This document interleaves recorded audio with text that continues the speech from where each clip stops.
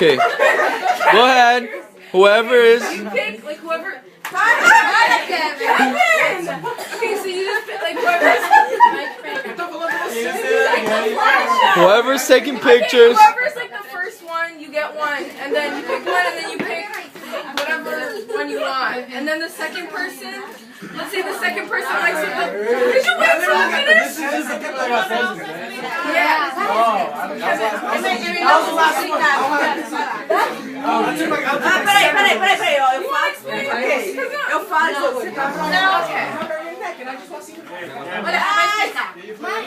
Ok. Vambora. Cada um vai pegar um número. Como? Como que é? Cada um vai pegar um número e pode mostrar o número que pegou.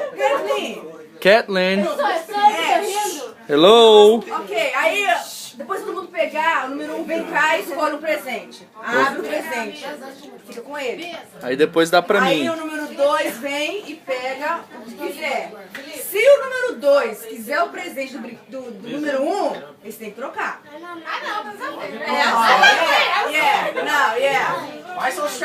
vem o número 3. O número 3 vai ficar com o presente pra ele. Aí eu quero o presente, ok. Aí o número 4 Vai fala isso. assim, eu quero o presente do número 1. Ele pode sem trocar. So the point of the game is like if you're like the third person and you like the person that has like that got like the first present, you could take it. Alright, so it's Se eu peguei um presente ótimo e outra pessoa que meu presente não me tem que dar. Mas a primeira pessoa tem que mostrar o presente? Todo mundo tem Ah, ok. Todo mundo tem que mostrar. Ok, tá vendo, Laís? Tá vendo, Thomas? Who's first? Não, quem tá brincando? Levanta a mão. Quem tá brincando? Eu. Ah, e a gente tá, né?